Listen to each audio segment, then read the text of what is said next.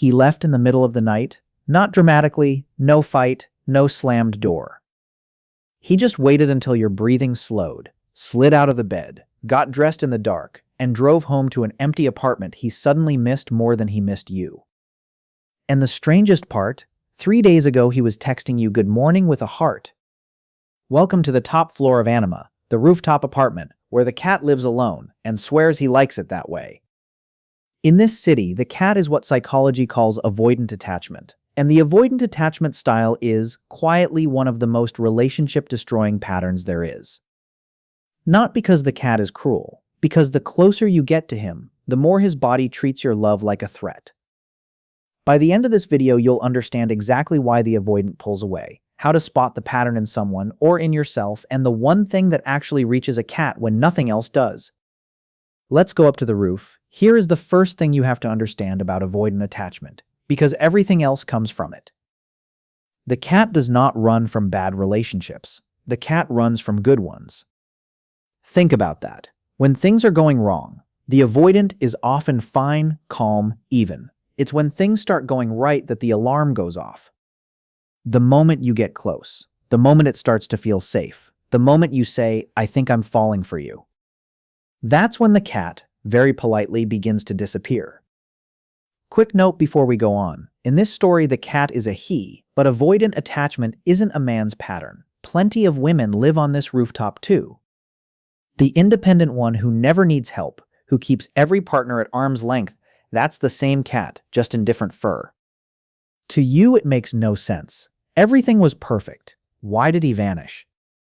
But to the avoidant attachment system, perfect is the danger. Closeness is the danger.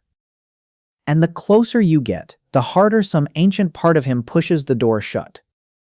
Which brings us to the second sign, the one that drives partners insane. The push and pull, but it runs on a very specific clock. When you're close, the cat pulls away. He needs space. He gets distant. He suddenly has 100 things to do. So, being human, you back off, you give him the space, you stop texting first. And then, like clockwork, he comes back. The second you stop chasing, the cat reappears at your door, warm again, like nothing happened.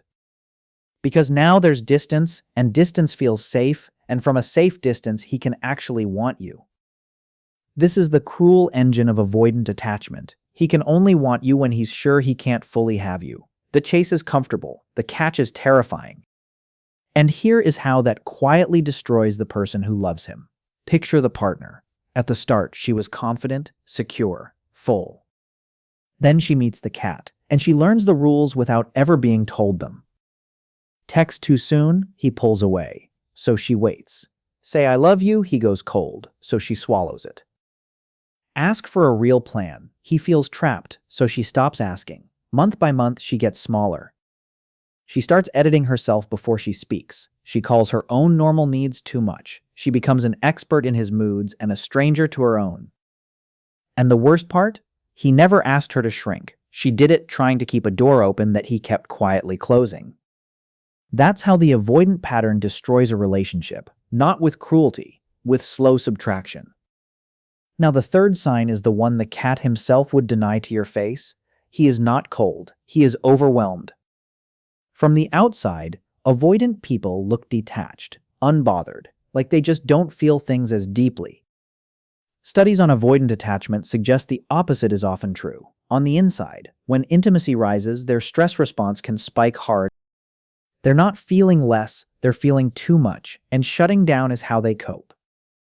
So when the cat goes quiet mid-conversation, when he changes the subject the second it gets emotional, when his face goes flat exactly when you need him most, that blankness isn't the absence of feeling, it's a circuit breaker tripping. He learned, a long time ago, that big feelings are dangerous. So the moment one gets close, the system cuts the power. Let me stop for a second, because I know some of you are getting quiet right now. Some of you are recognizing a partner, that maddening person who runs the instant you get real. And some of you are recognizing yourself, that pull to cancel plans, to need space, to feel love and claustrophobia in the exact same breath. Stay with me, especially if it's you, because the ending of this one matters. The fourth sign is the most misunderstood thing about the avoidant attachment style, and it's the one that breaks the most hearts. After a breakup, the cat looks fine, terrifyingly fine. While you're falling apart, he's already at the gym, back on the apps, posting like he's never been better. And you think, how did he move on in a week? Did any of it mean anything? Here's the truth. Avoidant people often use something psychologists call deactivation. The mind literally suppresses the attachment, pushes the person out, buries the need. In the moment, it works. He genuinely feels okay. And then weeks later, sometimes months, long after you've stopped waiting, it hits him, out of nowhere. In an empty apartment at 2 a.m., the grief he skipped finally arrives, and there's no one left to reach for. Avoidant attachment doesn't delete the pain, it just mails it to a later address.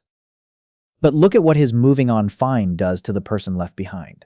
She sees him okay in a week, and her brain draws the cruelest possible conclusion.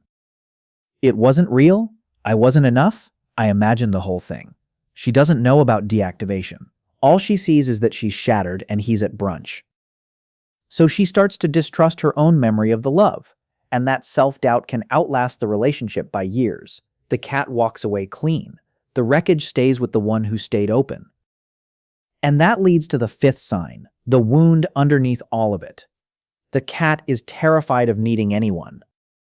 Not of love, of need, of depending on a person who could leave or disappoint or let him down the way someone once did. So he built a whole personality around not needing, the independent one, the low-maintenance one, the one who's fine on his own. I don't need anyone is not the cat's strength, it's the scar tissue over his deepest fear. So, 5 signs. He runs from good, not bad. He wants you at a distance and flees up close. His coldness is overload, not emptiness. He grieves late, alone. And under it all, he's terrified of needing you. Now, what do you actually do if you love a cat? 3 things, and the first one is the hardest. 1. Stop chasing. This is the whole game. When the avoidant pulls back and you chase, text more, ask what's wrong, demand reassurance. His nervous system reads it as pressure, and pressure makes him run further. The chase confirms his deepest fear. That closeness means losing his freedom. So when he pulls away, don't grab. Let the space exist. A cat that isn't being chased is a cat that can finally turn around on its own. 2. Make closeness feel safe, not required. Avoidants don't fear you. They fear being trapped. So the magic isn't more demands, it's showing him that being close to you doesn't cost him himself. You can have your evening, I've got my own plans, does more than 100, why won't you open up? Freedom, offered freely, is the one thing that makes a cat want to stay. 3. And this one's non-negotiable. Don't lose yourself waiting. Here's the hard truth this channel owes you. You cannot heal an avoidant by loving them hard enough. Only they can do that work. Be safe, be patient, but the moment you start shrinking, calling your needs too much, waiting years for a door that never opens, the pattern stops hurting just the relationship and starts hurting you. Warmth is a gift. It was never meant to be a disappearing act. And now, the part 1 promised. If you saw yourself in the cat, if you're the one who leaves in the night, who needs space, who feels love and panic together, listen, because this is not a life sentence. The avoidant attachment style was not a choice you made. Somewhere early, you learned a lesson no child should have to learn, that needing someone was unsafe. That the people who were supposed to hold you didn't, or couldn't, or left. So a brilliant, frightened part of you decided the safest thing was to need no one, ever again. That decision protected you once. It is quietly costing you now. But attachment styles are not carved in stone. Psychologists have a phrase for what's possible: earned secure attachment. People move from avoidant to secure, not by forcing it, but usually with a safe person, often with a good therapist, by learning slowly that this time, letting someone in doesn't end the way it did back then. The cat can come down from the roof. It just takes proof, repeated gently, that the door doesn't have to lock behind him. And remember the rule of Anima. You are not one animal. You are the whole city. There's a little cat in all of us. It's the part that pulls back right when things get real.